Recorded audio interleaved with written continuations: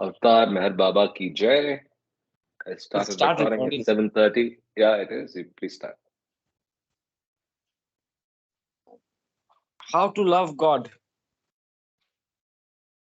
To love God is the most practical way. Sorry, to love God in the most practical way is to love our fellow beings. If we feel for others in the same way as we feel for our own dear ones, we love God.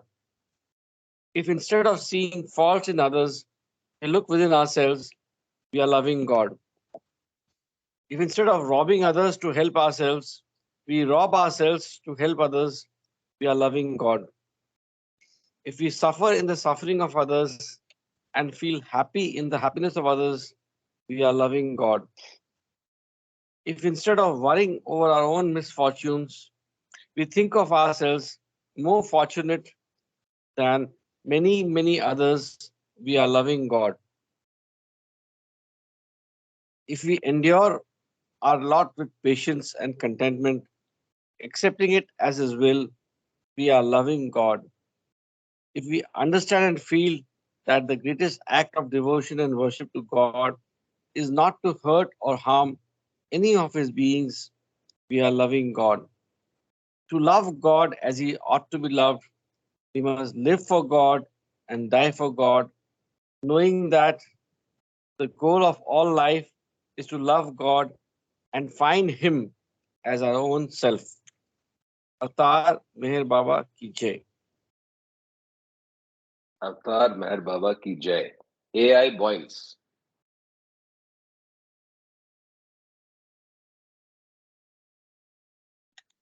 So with that, let's any follow-up points from yesterday's read, or shall we go straight to where we had stopped yesterday, which is 289? I think the chapter ended, and then we can start with everything and then nothing.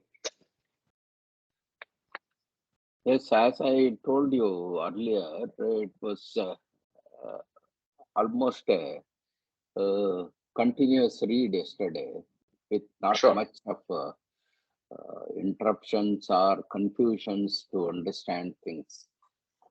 So it is all 3 or 4 chapters that we read was in different lights, stating the same process of evolution, reincarnation, and evolution. But what I found yesterday was that reincarnation was stressed in a new light, and it was more informative, and purpose of reincarnation was clearly enunciated there. That is what the highlight of yesterday's reading. Great. So, given I missed and didn't understand this, friendly request, why don't you throw some light on what that reincarnation insight was? Uh, what the statement or the narration was that, say, evolution sanskaras are needed. So this is natural, so that the with the evolving sanskaras from each form, we get to the human form. And in this process, there is necessity for the accumulation of sanskaras so that we get the final form and a mature and completely, say, evolved consciousness in the human form. Correct. But from there, he can directly go to God, but he doesn't do that. He muddles himself with playing with the sanskara, adding on new unnatural sanskaras. So this whole process of reincarnation is in one way removal of these accumulated samskaras, but in the process we accumulate lot more of sanskaras and go through this whirlpool of adding and subtracting. So ultimately we achieve the goal of totally getting devoid of all the sanskaras. But an alert and person who is on the spiritual path can reduce this number of cycles. That's what I could get from that. So that if we are able to do, as we have classified with discourses, intelligent action, we can reduce this number of cycles and then get faster onto the spiritual path. So reincarnation in one way is in our hands. So we can play around to an extent so that we reduce the burden, reduce the number of cycles, and then go further into evolutionary phase. Jai Baba. Great, Jai Baba. So if I just restate that, you're saying that obviously up to the human state, it is unavoidable. You need Yes. the form, you need the No, superior more than form. unavoidable, he stresses that it is needed. It is beneficial to Because accumulate consciousness, those consciousness has develops, to and then you get exactly. the human form. Exactly. So after that, it is like we heard in discourses, which is the speed is completely left to the individualized soul, the Yes. speed of movement, and it is based on the intelligent action. I mean, it's based on what the soul does, right? So, Yes. and the process of each individual, I mean, each lifetime itself is a process of exhaustion and accumulation, and hence the nature of the soul's reaction and soul's understanding of this sensitivity determines how many of those births actually happen. Yes. Cool. Very nice. Anyway, I will catch up with that video soon. I have not done that yet, so let's get started with the read then. Avatar Meher Baba ki jai. The everything and the nothing. Effulgence, which is light, is infinite intelligence equal to knowledge. Everything equal to infinite God. Darkness, which is the shadow, is equal to illusion, which is imagination, equal to ignorance, nothing, equal to the most limited creation. Creation as nothing, ignorance. The imagination is the outcome of darkness. Knowledge knows that it does not know, meaning it knows that it is ignorant. This is the state that knowledge was in before creation, when movement of the whim in the ocean of divinity commenced. As soon as the whim stirred in the ocean, infinite intelligence began to think, but it thought of illusion, which is imagination. This knowledge of ignorance, thinking of imagination, is false thinking. And this false thinking of imagination takes place in real knowledge. False thinking ends in real thinking, thinking of self and not of illusion. And thinking of imagination ends in real knowing, knowledge of self and not of imagination.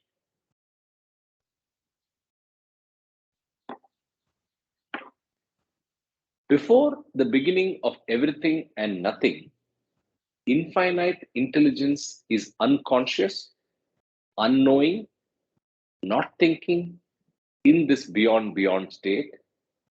It neither brings forth creation nor experiences it. After the beginning and end of everything and nothing, infinite intelligence is in the state of infinite real mind. An infinite real mind has infinite thought, infinite knowing, and is infinitely conscious of self. It neither creates the universe nor experiences it. In the beginning, it is the infinite false mind that brings forth creation, latent in the unconscious beyond, as the infinite thinking of the infinite thinker, which which is Ishvara. Can I stop you here? I can Sure. go back to the previous paragraph or the verse. Sure. Before the beginning of everything and nothing, infinite intelligence is unconscious, unknowing, not thinking in this beyond state. It neither brings forth creation nor experiences it. Okay. After this is the next verse is a bit difficult after. After the beginning and end of everything and nothing, the infinite intelligence is in the state of infinite real mind. And the infinite real mind has infinite thought, infinite knowing, and infinite conscious of self. So what is this state? Is it the beyond state or beyond state or state of realization? It is the state of realization. It's after the end of everything, right? Yes, look like. So he goes from the beginning to the end and then starts step by step is what I feel. Yes. Because it is infinitely conscious of self. Whereas in the beyond state, it is usually unconscious. Unconscious, yes. Okay. Neither conscious nor unconscious. Of course. It's a state which we don't understand. Okay. Exactly. Unfathomable.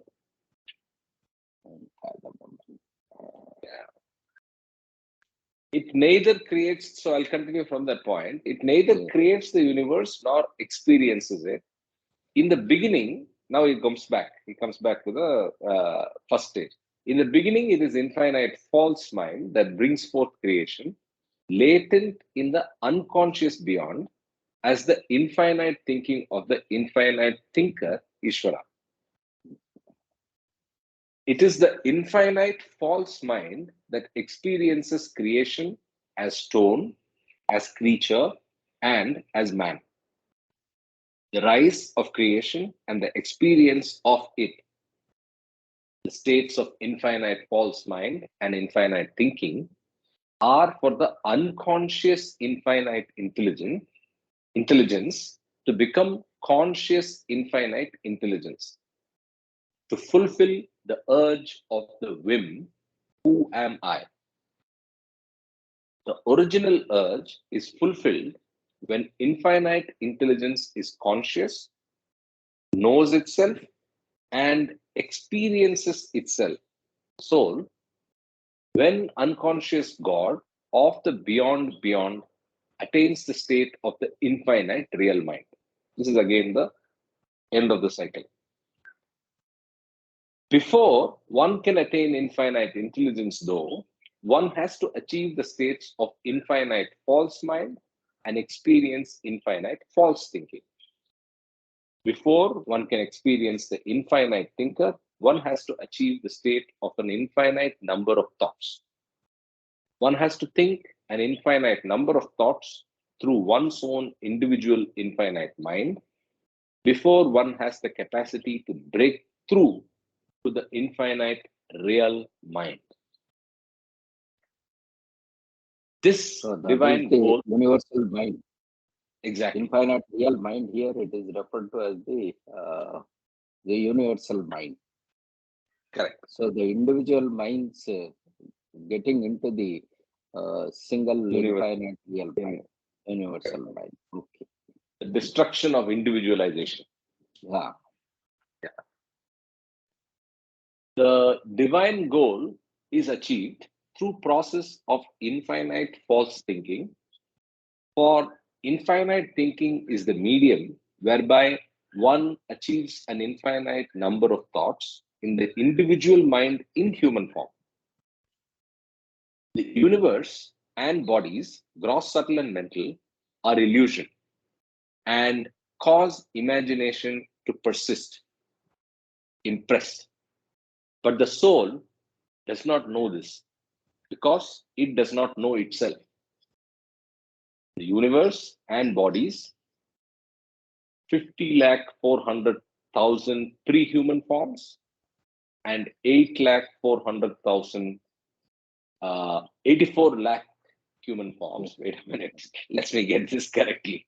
So it's 50 million or 400,000. Yeah, it's 50 million 400,000 pre-human forms and 8 million 400,000 human forms. So in Indian terms, it's 5 crore, is it? 3, 2. Not Yes, 5 crores, 5 50 crores. crores. No, it's 50 crores. It's 8.4 crores. It's 8.5 crores and 50 crores. If you look at it in Indian terms. Is it? It's not 50 crores, Karthik. It's 5 crores, 5 crores. It's 5 crores. Yeah, 5 it's 5 crores. crores and 84 lakhs. 84 lakhs. 5 crores and 8.4 million. Okay, got it. So the universe, you need an accountant in every call, man. I'm telling you. Right, Ashok? अरे नहीं रे कुछ नहीं जय बाबा. The universe and bodies, 50 million 400,000 pre-human forms and 8 million 400,000 human forms have come into being out of each soul's not knowing itself, but on the basis of their existence, and through them, each soul can know itself. Through the medium of the millions of bodies that come out of the infinite unconsciousness of each soul knows itself. Thus, the creation goes on spreading out ad infinitum, for each soul creates infinitely out of its unconsciousness, out of its own unconscious infinite intelligence. The universe and the body have come out of nothing. The universe and the body have come out of the nothing. And in the end, the soul has no connection with them. Soul is the reality. The universe and its experience are a medium for the soul to know itself. No sooner the soul knows itself than creation and body are at an end. For as it is, they are nothing, and soul is everything. For the soul to know itself, it has to experience everything that is nothing, the total nothing experienced in nirvana, before it can experience itself as everything. It's a very important line. I think it summarizes this title and the use of nothing and everything everywhere. I'll read it again. For the soul to know itself, it has to experience everything, small e, that is nothing, small n, in brackets, the big T total, big N nothing, the total nothing experienced in nirvana.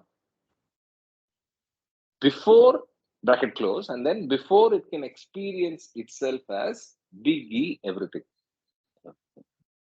So the small e everything is the small n nothing, but to actually experience that, you have to keep going till you go to the nirvana state where you really experience the big nothing. After that, you can go and experience the big E everything. For the soul to know itself, it has to experience everything that is nothing, the total nothing experienced in nirvana, before it can experience itself as everything. When the soul... So the nirvana state is experiencing the whole of nothing. That's it. Yes, yes. The recognition of nothing. We are experiencing parts and bits and parts now. So the but we are still thinking it is everything, the small e. Yes. So actually there is a vacuum state. It says no, nirvana means total nothing. Yes. So we can equate it to a vacuum state where there is annihilation of the mind and there is nothing. No sanskaras. So that is the expression of experiencing nothing. So if there is nothing what to experience, that means you are devoid of any experience. That is what you put up now. Nirvana is a state of almost vacuum. Almost vacuum, yes. Yes, Jai Baba. Continue. When the soul experiences itself as everything, what is that everything? The total everything experienced in Nirvikalpa. It it achieves its reality, its infinite effulgence, its infinite knowledge, its infinite intelligence. So this also is worthy of being. yes, When the soul experiences itself as big E everything, that is the total everything, both T and E capital, which is experienced in Nirvikalpa, it achieves its reality. And what is that reality? Infinite effulgence, infinite knowledge, and infinite intelligence. yeah. So that. One point here, uh, Mhm. uh, in the first stanza, for the soul to know itself, it has to experience everything that is nothing, the total big nothing experienced in Nirvana, before it can experience itself as everything. Okay, when the Buddhism ends here, probably, that is what it stops there. That is known as the Shunya, or the science of Shunya. When the soul experiences itself as everything, the total everything experienced in Nirvikal, it achieves its reality, its infinite effulgence, its infinite knowledge, its infinite intelligence. So there is, beyond this vacuum, there is an experience of everything. Uh, that is Nirvikalpa. Though this fine distinction is clearly made out here.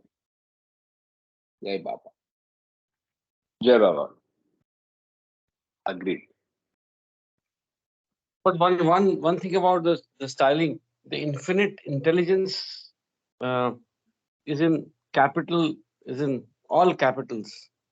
Ah, Wonder why. because Yeah, go ahead. I feel infinite intelligence, wherever they have used it, it is used as this is the unitary existence. So, infinite intelligence is equated to effulgence, light, and God itself. So, there was a say formula written earlier where everything is equated. So, infinite intelligence is total knowledge, God itself. So that's why it is always referred to as capital letters. And this infinite intelligence goes through all this question of who am I, and then going through the fall cycle, and then coming back to the positive cycle to realize it is infinite intelligence.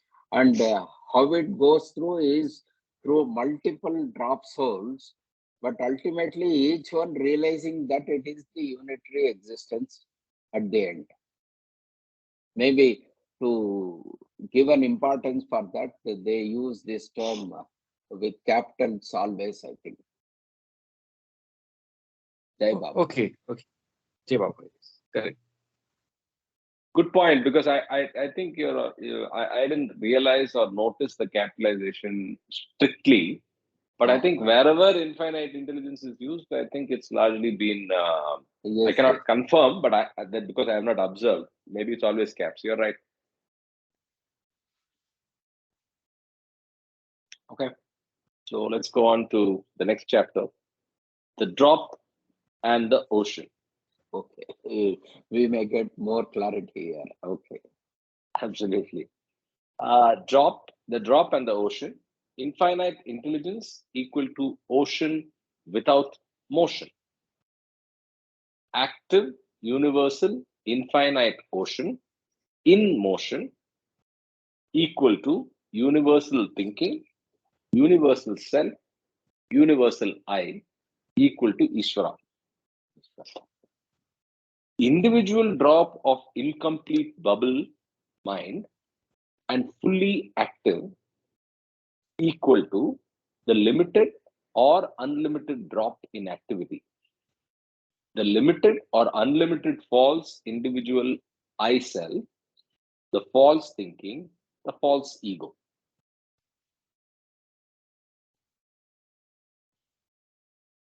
Okay. The meaning of the false ego is individual thinking intelligence, which is a drop of the ocean of infinite intelligence. This false I is an infinitely thinking drop, thinking in human form, which is infinite false mind. The form in which the mental, subtle, and gross bodies are fully developed, and the form in which there is thinking of infinite illusion or infinite thought of soul. Yeah. The unlimited drop is active either in the infinity of the real I, which is self realized, and is not in the state of the bubble, or this unlimited drop is active as the false I, which is in the state of the bubble, limited mind. While active, the drop that experiences the universal bubble through small bubbles is the false I. The drop, while active, that experiences itself as the ocean is in the state of the real I. I think you read that once again. You missed a line, I think. Oh, did I? Let me read from here. While active, the drop that experiences the universal bubble through small bubbles and experiences itself, limited, through the small bubbles is the false I. The drop, while active, that experiences itself as the ocean is in the state of real I. Real I. The ocean contains innumerable drops, and it is significant that every drop, because of its being in the ocean, is ocean itself. The inactive drops are the uncreated drops of the infinite ocean.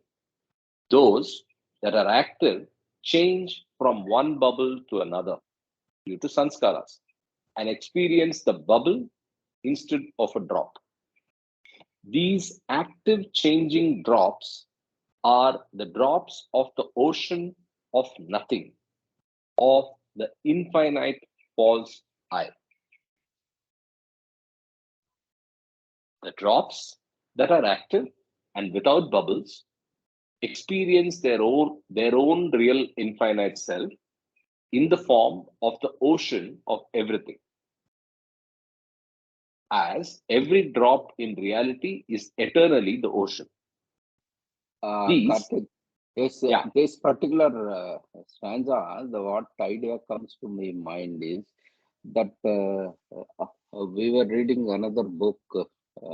I'm not getting the title, where individualized souls remain as such. Drops after realization almost maintain their individuality is a concept thrown there. Baba talks about. Correct. I Yes, recollect what you're saying. Yeah. yes. So this reflects that the drops that are active and without bubbles, that is, they are realized, experience their own real infinite self in the form of the ocean of everything. As every drop in reality is eternally the ocean. They are essentially the ocean, but they still they need to Retain. realize that they are ocean. So that is realization. So even at the point of realization, they are not bubble but drops. So that is the fine distinction. Bubble is the sanskara or the forms and everything which we have to lose so that we can become the ocean or part of the ocean as another drop. Correct. So the other way of looking at it, extending what you just said, the fact that it is not a bubble does not make it an ocean. It is still a collection of drops. Yes. So the use of the drop is new for me in the Baba literature. So I think Yes. the drop is accentuating what you correctly picked up, which is the individualization persists beyond realization. Beyond realization. Yes. So the use of the word drops proves that. So bubble can become a drop, but the drop Yes. exists. It's still Yes. the ocean, but it's a drop. Yes. I'll continue. These infinite oceanized drops are the drops of the infinite real I in the ocean of divinity. An active limited drop is the limit is equal to the limited false self, I. Limited false thinking equal to individual infinite intelligence. A drop of the ocean of capitalized infinite intelligence. Yes. The meaning of limited thinking is thinking limitedly of illusion, and this occurs in all evolutionary forms except human, wherein the mental, subtle, and gross bodies are limited and still developing. Drops in deep sleep are motionless drops, minds, and yet it is possible to be awake and be motionless. Okay, the majzoods are drops which are motionless in the awake state. They live, but mind does not move. They live, but are unmoved, unimpressed. There are countless drops which experience while awake. The gross world bubble and are in motion. I'll repeat that line. There are countless drops which experience while awake, the gross world bubble, and are in motion. They are the active drops, minds, that think of gross bubbles. It is possible for drops that dream to experience subtle bubbles. It is also possible to dream while awake. These are the drops that consciously think of subtle bubbles or consciously think of mental bubbles. It is possible also to be awake in the sound sleep state, and such drops experience the self as the ocean. They are masters of the ocean, active but without bubbles. In one and the same ocean, there are an infinite number of drops that are inactive, and they neither experience bubbles nor the ocean. They are deep in the ocean as uncreated drops, meaning they are sound asleep, that is, unformed.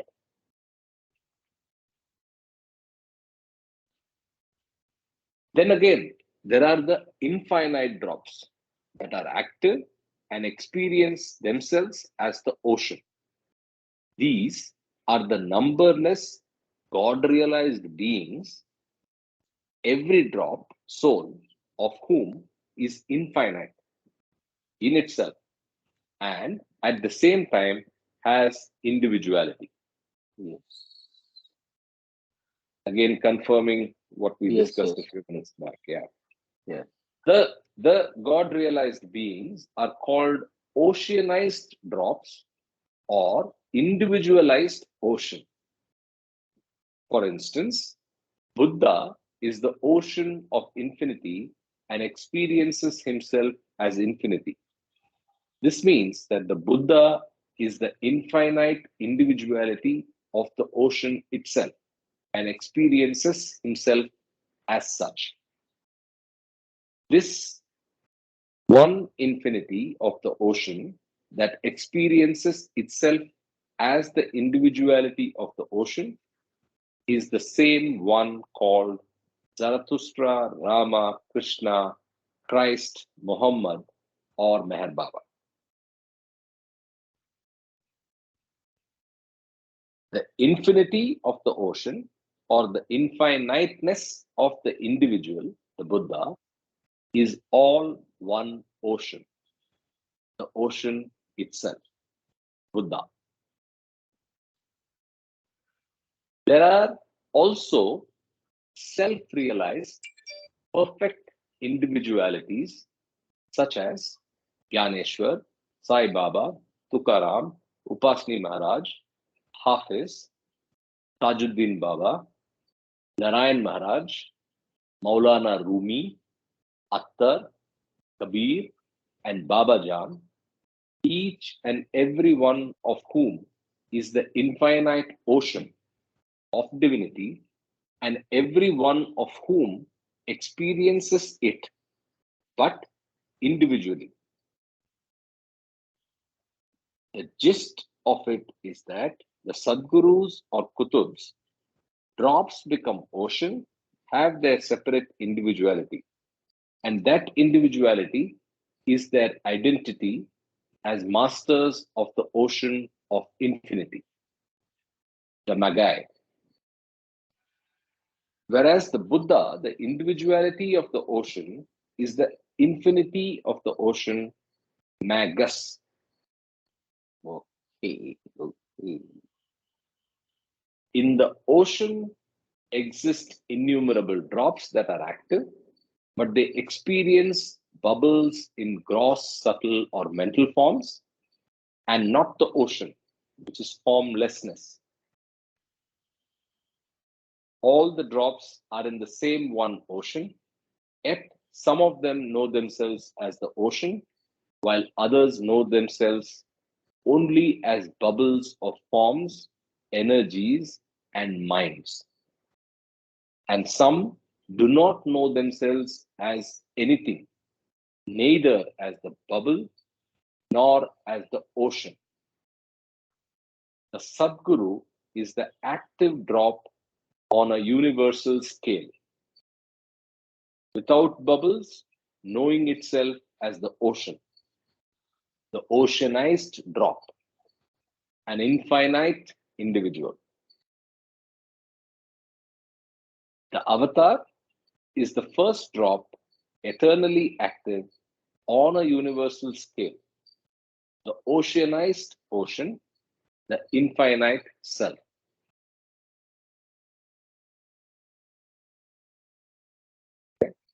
Man is an active drop but covered with Karthik, bubble. please read that once again between Sadguru And avatar. The Avatar. Sadguru is the active drop on a universal scale, without bubbles, knowing itself as the ocean, and which is the oceanized drop, an infinite individual. Okay. So here the difference is infinite individual and avatar is infinite itself. That's what we'll see. The avatar is the first drop, eternally active on a universal scale, which is the oceanized ocean. Oceanized ocean and oceanized drop. Drop. That's the difference. Yeah. And infinite itself.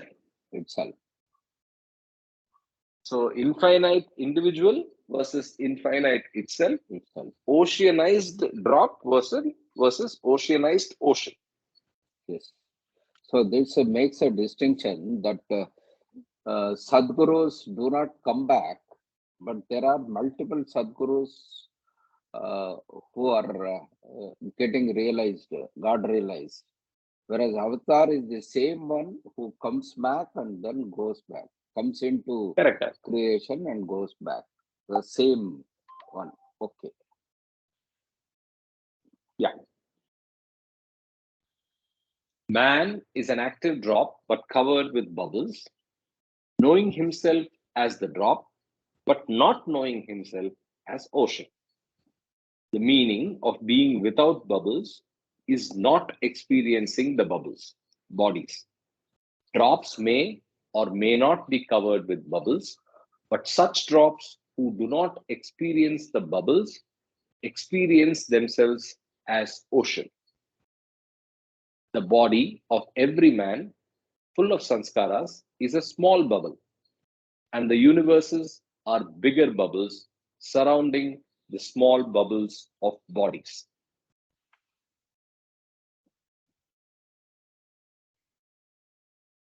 In one and the same ocean, at one and the same time, there are infinite number of active drops and they take themselves to be drops.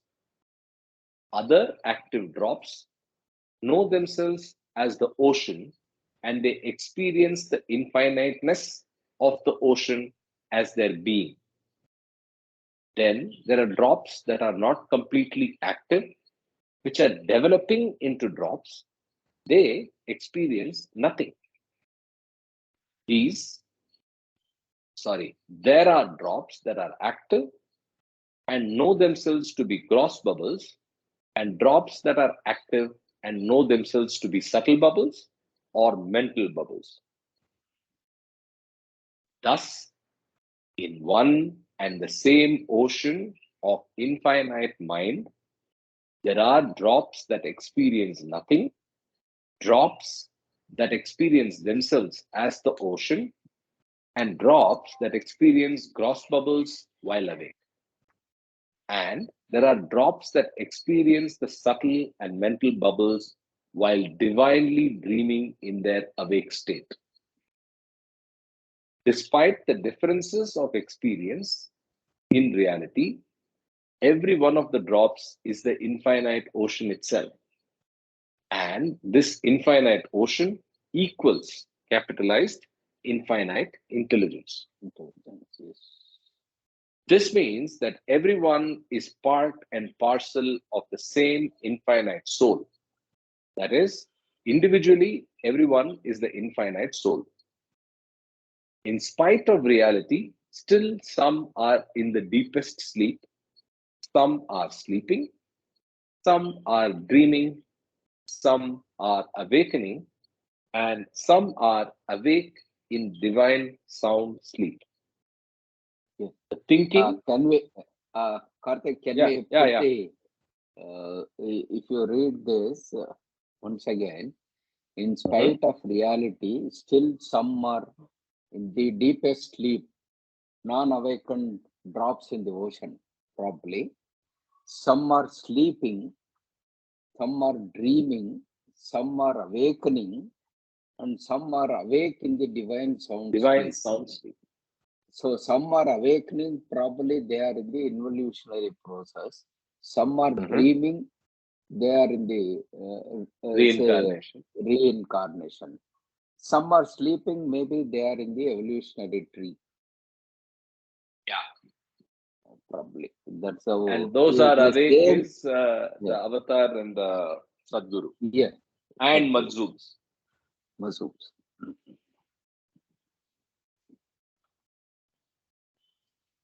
The thinking of the drops in the ocean comes to this: some do not experience anything.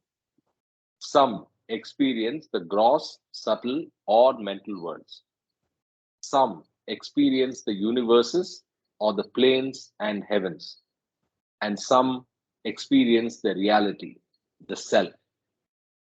Individually, everyone is the capitalized infinite intelligence. Still, some do not think at all. They are unconscious. Some think of gross illusion. Some are thinking of subtle illusion. Some are thinking of mental illusion. And some are thinking of the real self.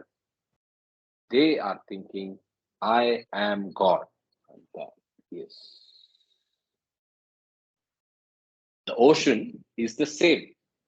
in which an infinite number of drops play an infinite number of parts through an infinite number of forms, and each and every one of the drops is the ocean itself.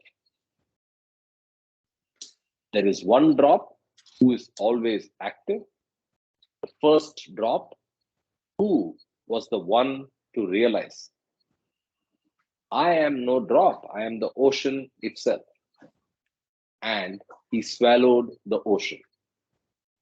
The first drop simultaneously realized, I am the ocean, but I am every drop too. Because he realized that he is every drop, he is always active. Each and every drop is the ocean, always was the ocean, and always will be the ocean. But a drop only knows this after it is realized, oceanized. That is why the first drop, who realized that he was every drop, remains ever active to oceanize the ocean of drops. The Buddha is the individuality of the ocean itself, the oceanized ocean that experiences the ocean of infinity infinitely in himself. Buddha is the infinity of the infinite that one must experience to experience the infinite. So, oceanized ocean. Yes. That's the avatar. And Ocean. ever active, ever alive. So ever available for us too also. So either in the body form or even otherwise. Correct. So beyond the cycles, and in the cycle, the availability of the avatar is in Avatar. form or formless. Yeah, correct.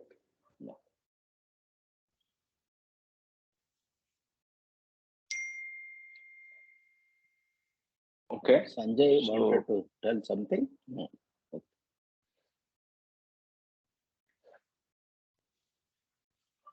Sanjay ji.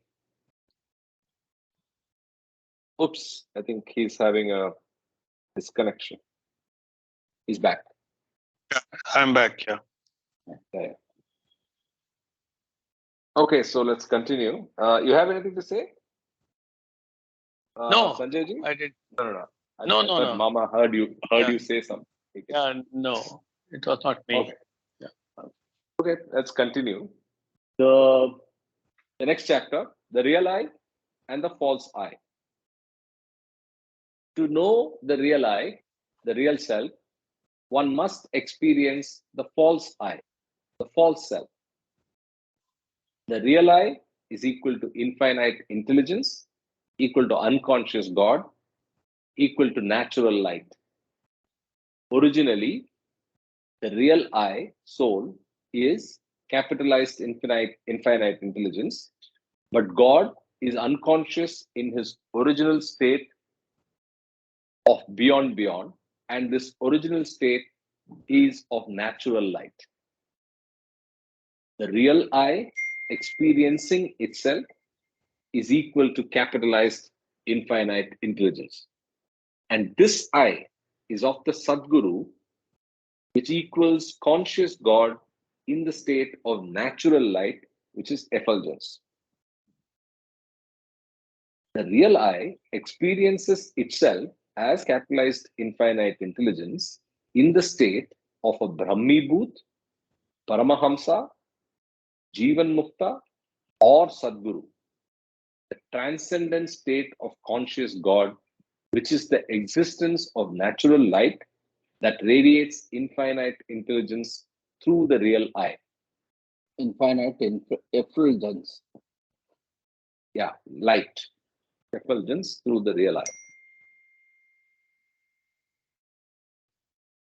The original false I equal to infinite ignorance, equal to natural darkness, not knowing. This infinite false I becomes infinitely false through the medium of man. Originally, the false I was in the state of infinite ignorance, as infinite ignorance is natural darkness, not knowing. But this state of darkness was unknown as darkness until the infinite false I became conscious as man. Man's gross, subtle, and mental consciousness is infinitely false, dark. The false I, limited ignorance, equal to unnatural darkness, equal to man. The false I, man, is in a state of limited ignorance, and this ignorance, because it does not know itself as ignorance, is the condition of unnatural darkness, the state of man knowing his ignorance. Man not knowing his ignorance. Man not knowing his ignorance. Correct. Thank you. The false I, equal to limited intelligence, equal to unnatural light. Creation, which is the evolution of its imagination. The false I, as man, experiences limited intelligence, which reflects unnatural light, false knowledge. This unnatural light creates universes which manifest as the evolution of imagination. Before the beginning, originally, the real I is unconscious infinite intelligence. And the false I is also unconscious infinite intelligence. After the beginning, it is the real I that experiences consciousness of its infinity through the manifestations of the false I when in human form. Throughout the experience of the universe, the original false I of unconscious God manifests infinite ignorance in the form of natural darkness, infinite unconsciousness, which is the shadow of the real I. This natural darkness creates unnatural darkness, which the limited false I experiences as its creation. Since this false I in man is limited, it has limited intelligence. Creation itself is thereby limited, for there is always limited intelligence in man, who experiences gross, subtle, or mental creation, imagination. One who achieves the state of being God realized, knows the real I, transcends creation and all forms of limited intelligence and becomes infinite intelligence capitalized itself. The real I in a man who becomes realized is the infinite self, soul, with infinite intelligence, capitalized again. Then the false I who had limited intelligence is gone. Man, in his state of limited intelligence, takes the unnatural darkness of creation to be light because of the assertion of the false I, egoism.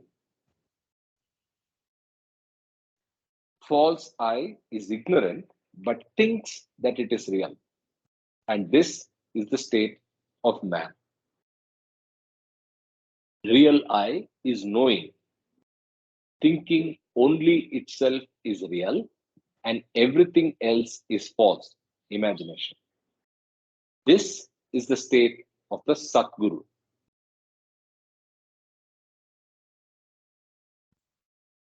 Okay. That ends another chapter.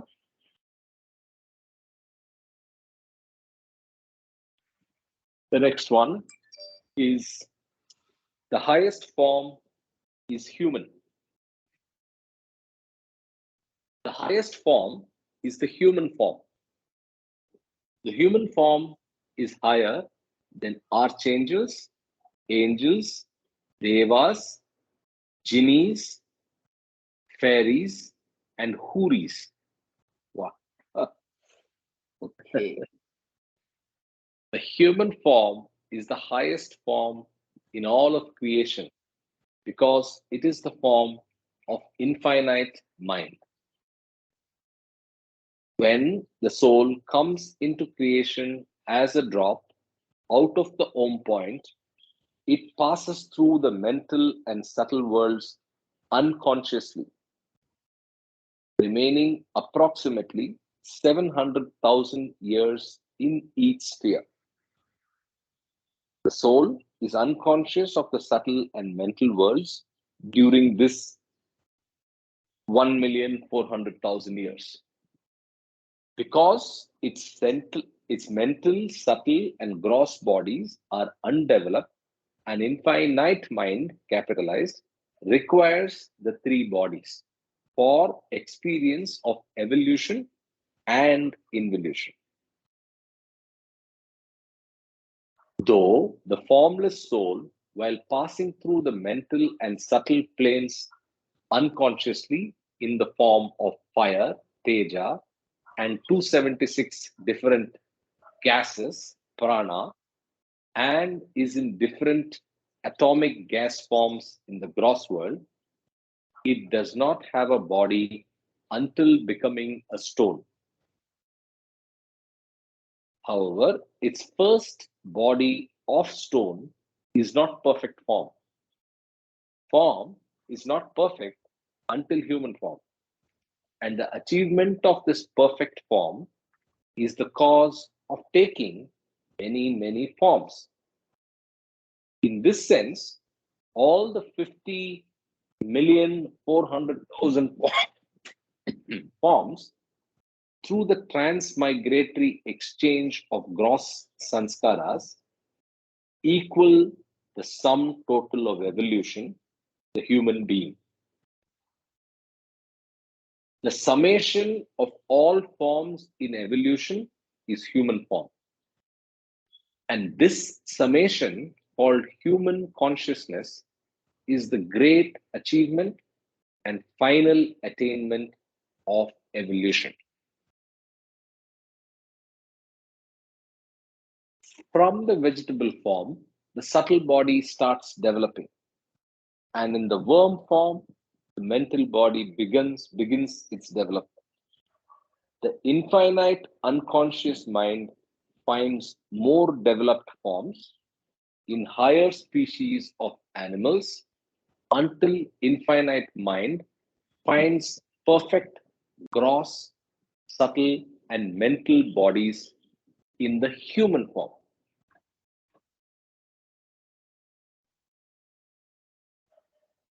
The meaning of the human form is that the three bodies are perfectly developed and ready for conscious actions and conscious reactions in the experience of infinite thinking. In human form, there is full gross consciousness because man begins to think on a vast scale. He has an infinite number of thoughts as compared to any animal which thinks only limitedly. The passing of the formless soul through 8,400,000 forms in each stage of development, stone, metal, vegetable, worm, fish, bird, and animal, to reach the form of the human being is the most significant because the human is the form of infinite mind. Formlessness is the form of godhood. In stone, in stone form, the formlessness of the soul is predominant because the stone has so few sanskaras, but a stone's consciousness is also practically nil since it has so few sanskaras, thought impressions. Consciousness as the utilization of energy and mind, Chaitanya, starts to develop in the vegetable form and is at its zenith in the human form. But in man, formlessness of the soul is practically nil. The meaning of consciousness is intelligence, and this consciousness, when limited in creature or man, is termed jiva, the vital life force, or the mind in evolution and involution.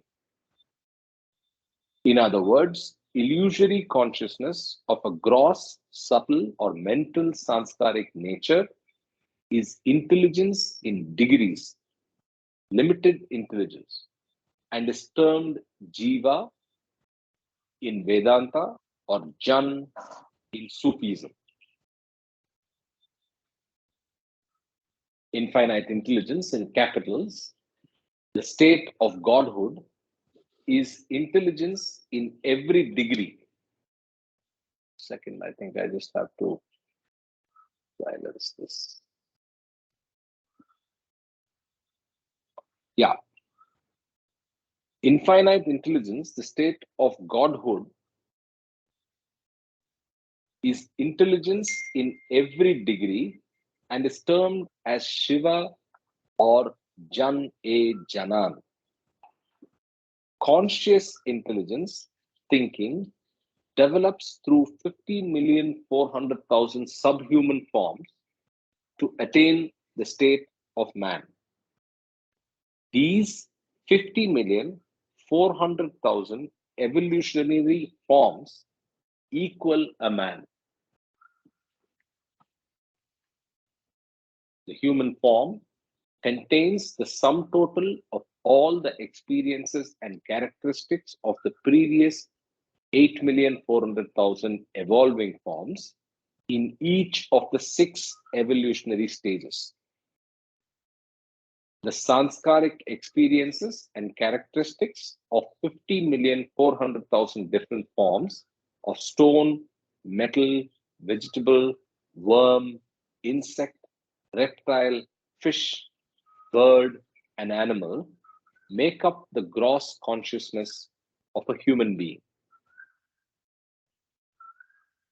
The human form is equal to all of evolution, and the meaning of evolution is to develop the human form. The meaning of involution is to develop human consciousness infinitely. In each human being, naturally, are all the characteristics of stone and vegetable forms. In a human, the characteristics of stone are in the feet, while the vegetable characteristic, procreation, is in the generative organ. The characteristic of vegetable can be observed as consciousness urges itself to evolve to higher form, while the formlessness of the stone characteristic is that a stone is without defined shape or I, which is ego. The meaning of attaining self-realization is that the formlessness of the stone, being bodiless, and the consciousness of vegetable, being permanently erect, should be at the highest point. In the case of an ordinary man, the consciousness of vegetable is at the highest level.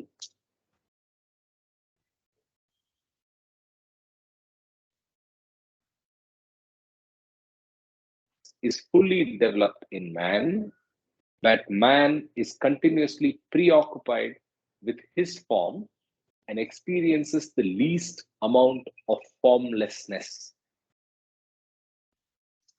Can you read that once again, Karthik? This. Sure, In the sure. case of In the case of an ordinary man, the consciousness of vegetable is at the highest level, but the formlessness of stone is at the lowest level. meaning consciousness is fully developed in man, but man is continuously preoccupied with his form and experiences the least amount of formlessness. Stone Okay. representing formlessness and vegetable representing the erect standing form. The Okay, human but being, yeah, here the importance is given to vegetables. So the consciousness of vegetables seems to be the highest in the evolution, and let's stone is not jump. the nil. Stone is nil, that's for sure. But let's Okay. not assume more about the Yes, yes, yes. vegetables till we go down. Yes, yes, Till we yes. go down. Yeah. Yes, yes. Okay. Yeah. Okay. So the human being who is self-realized has the I-ness of formless stone because he loses that idea. I mean, it goes back to the idea of formlessness. I'll read again. The human being who is self-realized has the I-ness of formless stone, the I amness of a stone, and the height of consciousness, which began in the vegetable form to become perfectly erect. In the ordinary man, the gross consciousness which developed from vegetable form to animal form is at its height. But the formlessness, the egolessness the soul had as stone has diminished almost completely and replaced by the man's ego. In God realized human beings, the consciousness developed from vegetable, represented in the generative organ, and the formlessness of stone, represented in the feet, reach their ultimate height in the Sadgurus, the Brahmi Bhuts, Jivan Muktas, and Paramahamsas. For this reason, the Hindu custom of worshipping the generative organ and feet of these God realized human beings is prevalent.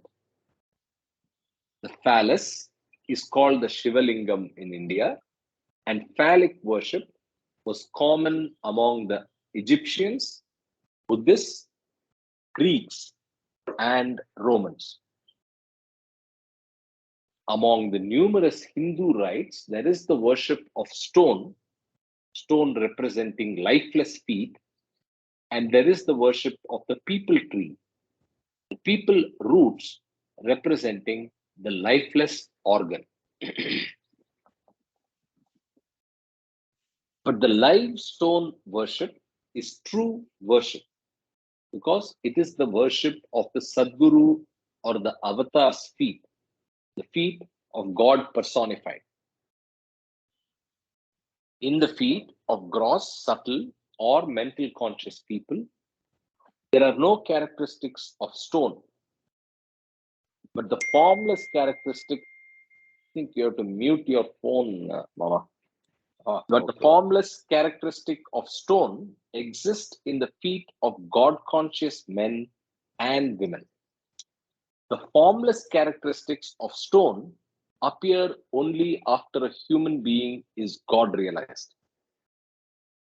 The formless characteristic is called in Vedanta, Nirakara, and in Sufism, La Surat. A devotee who understands this takes darshan, blessing, by having the Sadguru or avatar place his feet on top of his head. Karthik, Yeah. can you read once again from the stone form as such? That is this page top. Yes. Okay. No, that's enough. I think. Okay. Okay. From here. Yeah.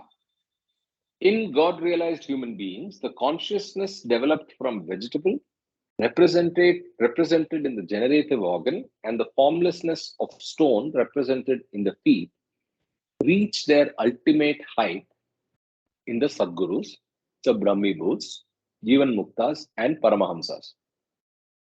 For this reason, the Hindu custom of worshipping the generative organ and feet of these God realized human beings is prevalent.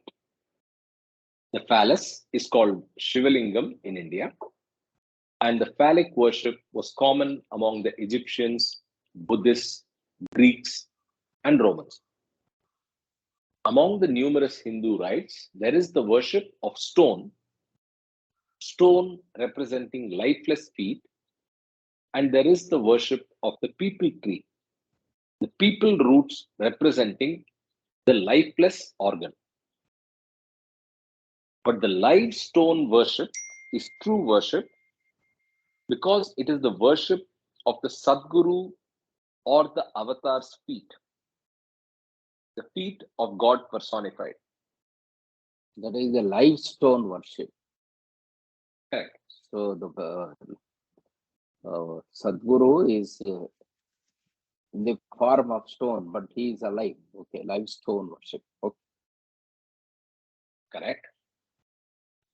In the feet of gross, subtle, or mental conscious people, there are no characteristics of stone, but the formless characteristics of stone exist in the feet of God conscious men and women.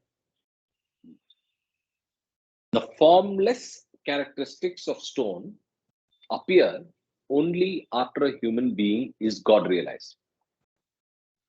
The formless characteristic is called in Vedanta Nirakara and in Sufism La Surat. A devotee who understands this takes darshan, which is blessing, by having the Sadguru or the avatar place his feet on top of his head. So you have to clearly understand his feet, capital H, on top of his on yeah, top of his head. on top of his head. Yes. So devotees, I mean the avatar's feet is kept on the devotee's head. Yes, yes. Yeah.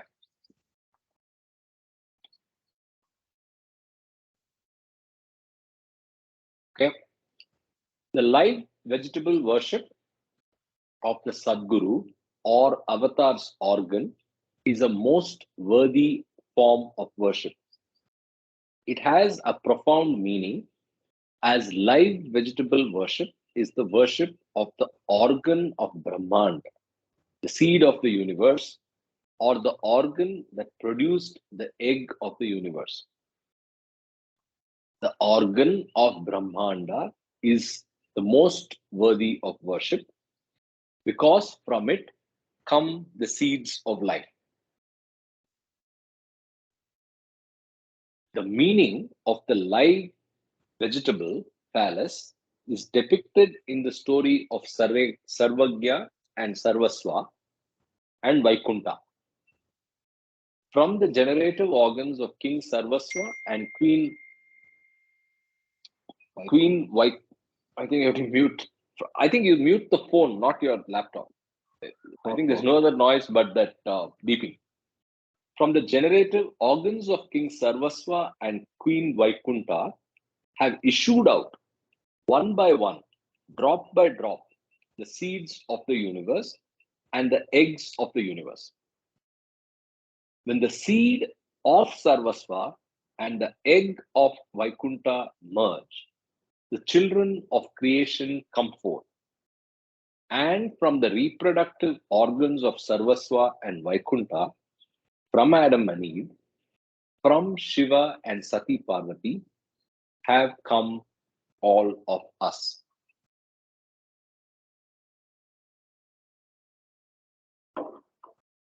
Okay. Any But thoughts? I am not aware of the phallus worship of any Sadguru or anything. Any stories related to that? I am not sure. Yeah, agreed. I have also not come across. Maybe it's a thing. I don't know.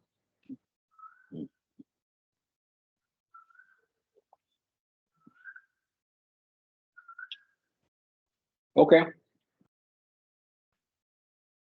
Let's continue to the next chapter. Yes.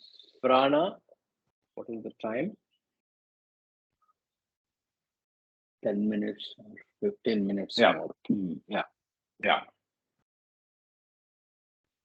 Prana, energy, and Akasha, matter.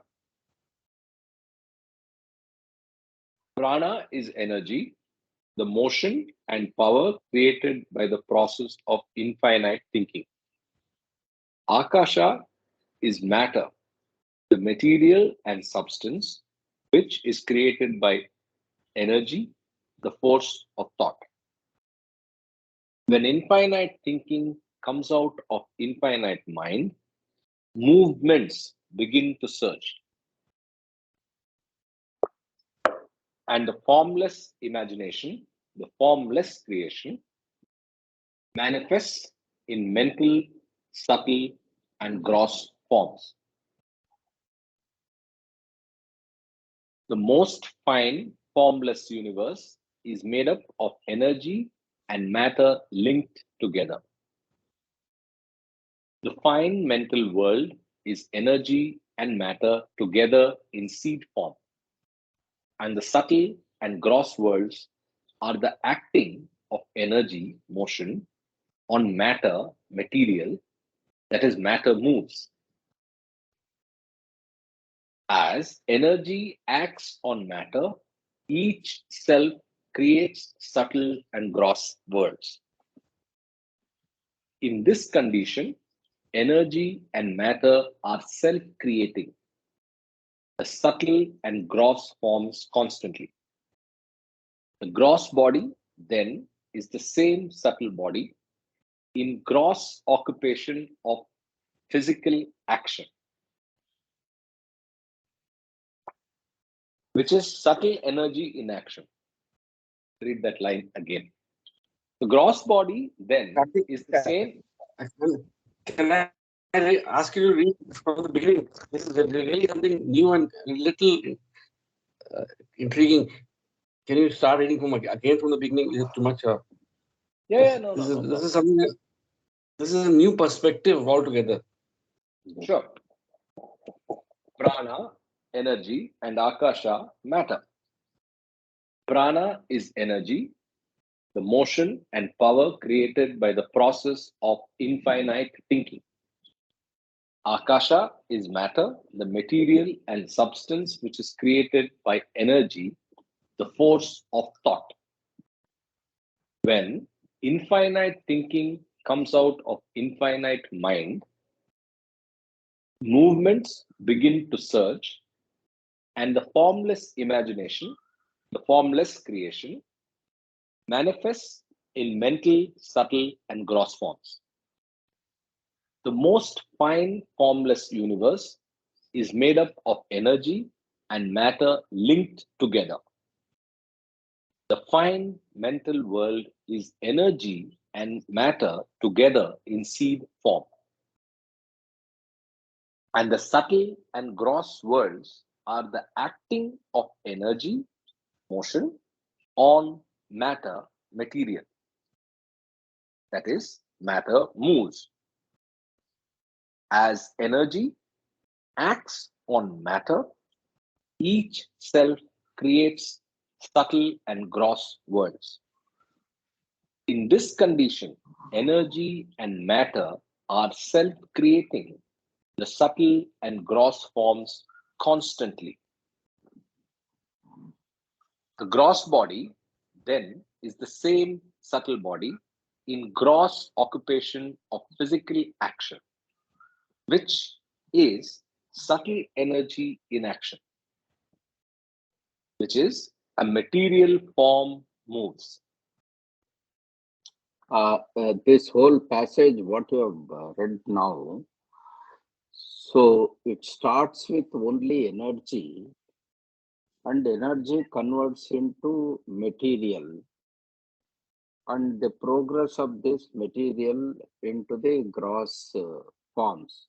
So if you see scientifically, everything is energy, and the conversion of energy creates an atom, and atom creates many atoms coming together, things like that, it becomes a molecule.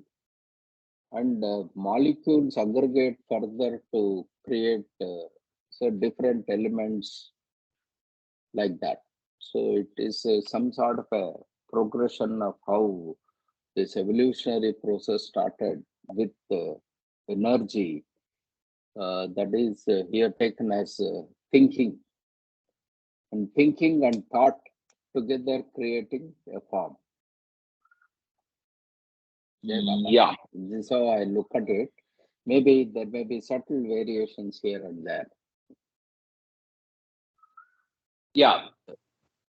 Broadly, yeah, energy and matter being linked, and energy being first, matter being a result of energy. Yeah.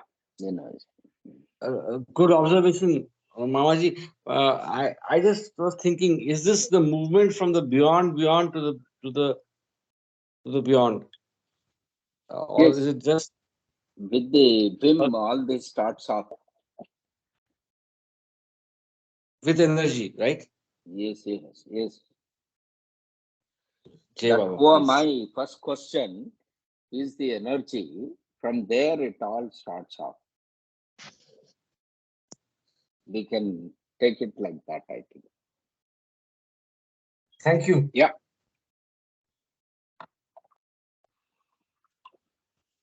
Okay.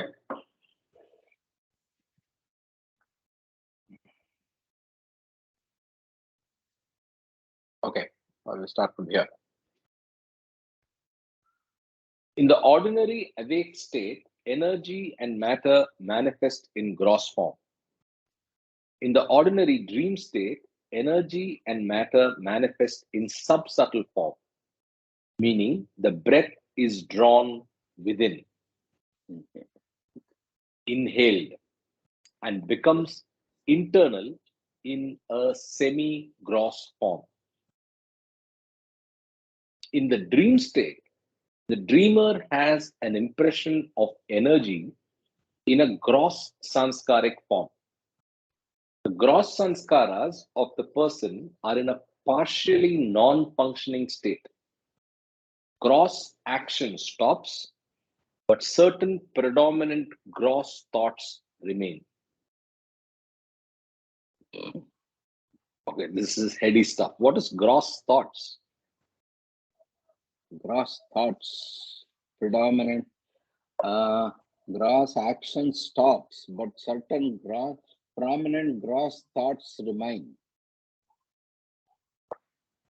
And what is the difference between ordinary dream state and dream state? In dream state, the In the dreamer has an impression of energy in a gross sensoric form. The gross sensara of the person are partially non-functioning state. A bit difficult to say, put it absorb. in our own way. Okay. In dream state, the dreamer has an impression of energy in a gross sanskaric form. That is, he has an impression of energy, but he feels as though he is doing the things in the dream. So actually, he is not moving, but he can see himself moving, and all everything around him is moving. That is the energy of gross sanskaric form. Impression of energy in gross sanskaric form. Probably that is how it is put across. The gross samskara of the person are in a partially non-functioning state because you are sleeping. Your gross body is not acting. So partially non-functioning state, gross action stops, but certain predominant gross thoughts remain. So why do you get a dream? You have some thoughts going on inside your mind, but it is not expressed with energy or with the body. So these create a dream. That maybe I look at it that way. Uh, Jay Baba, I think there is an explanation about waking and sleeping in the Listen Humanity. So they are mentioning that in the dream state, you're it's like an interim phase between deep sleep and awake state. That could be relevant here. Yes, yes. Say after you go to sleep, you go through the world of astral and things like that. So that is a gradual step. There are a few who go to the deep sleep immediately without traversing this path. So while you are traversing this astral or subtle planes, your mind is still active. So you are still imagining. That is what is shown here as the sanskaras, which create a false sort of action that you are believing that you are doing certain things in the dream. But actually, your body or the gross body is not involved at all. That is what is represented there. I feel that's how I look at it. Uh, Karthik, just allow me to read uh, 2, 3 Please, paragraphs from 120 page Listen Humanity that might be relevant here. please, go ahead. Sleep stands in the same relationship to consciousness as death does to life. Death is not the annihilation of life, but its transference to another state of being. In the same way, sleep is not the annihilation of consciousness, but is withdrawal into a state of abeyance. So I think this is important. In the same way, sleep is not the annihilation of consciousness, but its withdrawal into a state of abeyance. Whether latent as unconscious or manifested as consciousness, consciousness is always there. The matter may be summarized as follows. After going to sleep, when ordinary man ordinarily enters the when after going to sleep, when man ordinarily enters the ordinary dream state, he has no consciousness of the body. The link with the physical body remains intact. Pain and pleasure are experienced for a short period. The man wakes up in the same physical body. After physical death, man also enters a dream state and he has no consciousness of the body. The link with that particular physical body is snapped for good.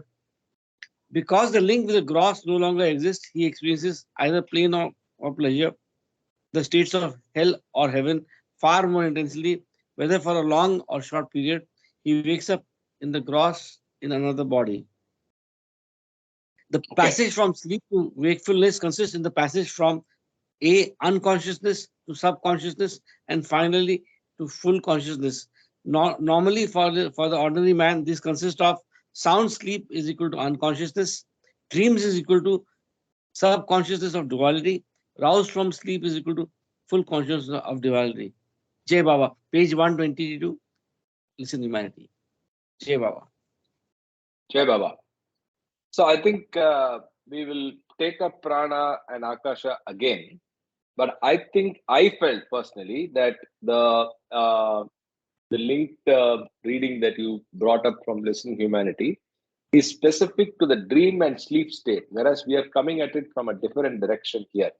So Okay. here we are coming at it from prana and energy and the states of prana and energy through the states of dreaming. And here the dreaming could also mean the, the dream of illusion itself, right?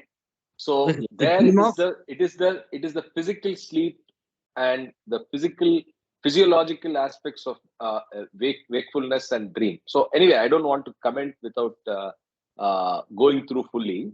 So I would rather rest my I mean defer this for next weekend and okay. start with a fresh mind on both energy and matter. As you rightly said, this is a new take. We have not taken up energy and matter in the way it's being considered here. Yes, Correct. yes. It could also be a divine dream, or it will also be the realized souls they dream Real, when awake. So, I mean, correct, correct, absolutely. it's a matter for research. Yes, Jay Baba. Yeah. ठीक है, Jai Baba. So I will Jai Baba. mark it as here so that we can get to it next week. Yes, yes, yes. We learn everything. We learn everything from this, nothing and everything. Insha Baba. Nisha Baba, yes.